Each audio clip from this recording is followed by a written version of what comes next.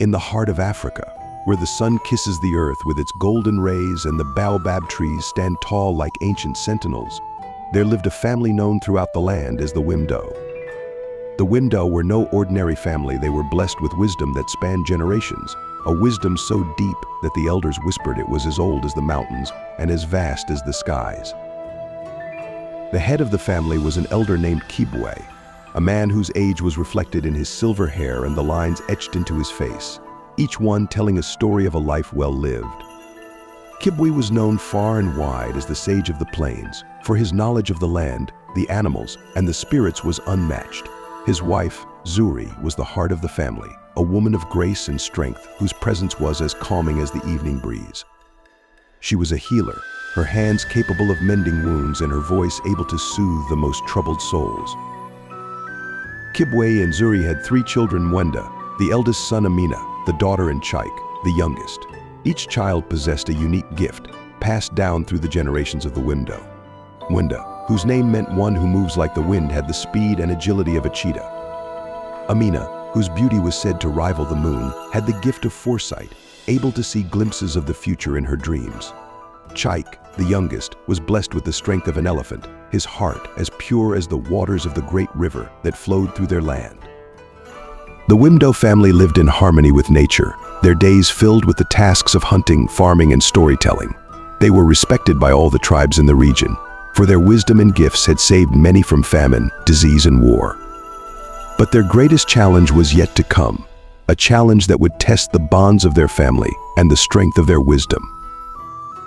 One day, as the sun was setting and the sky was painted in hues of orange and pink, a stranger arrived at the Wimdo's village.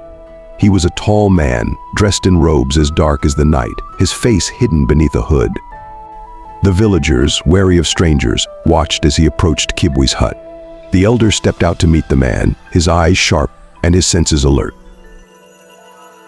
"Greetings, wise one," the stranger spoke, his voice deep and echoing like a distant thunderstorm. "I am Ekweme, a traveler from a distant land. I have heard tales of the Wimdo family, and I have come seeking their aid." Kibwe nodded, his instincts telling him that this man was not to be taken lightly.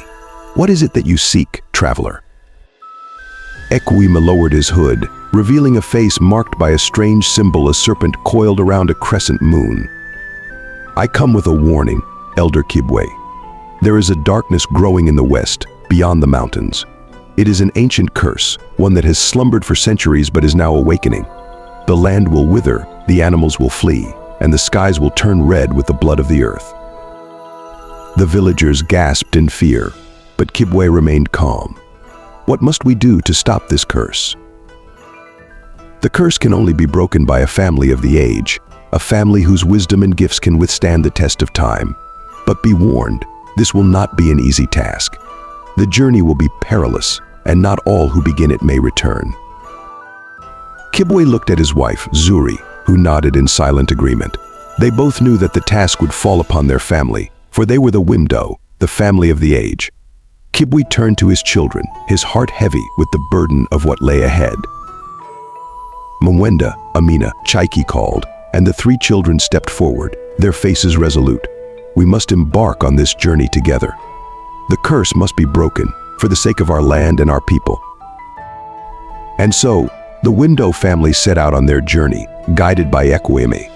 They traveled through dense forests, across vast plains, and up treacherous mountains.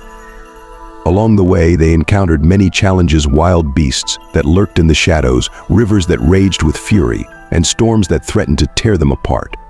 But with each trial, the family's bond grew stronger, their gifts guiding them through the darkest of times. Mwenda's speed allowed him to outrun danger, while Amina's foresight warned them of traps and pitfalls. Chike's strength carried them across the most treacherous terrain, and Zuri's healing touch mended their wounds. Kibwe's wisdom was their compass, leading them ever closer to their goal. Finally, after many days and nights, they reached the source of the curse, a great chasm in the earth, from which a dark, swirling mist arose. At the center of the chasm was an ancient tree, its roots twisted and gnarled, its branches bare and lifeless. This was the heart of the curse, the very thing that threatened to consume the land. Ekweme stepped forward, his voice grave. To break the curse, the tree must be restored to life. But it requires a sacrifice, one born of pure love and unity.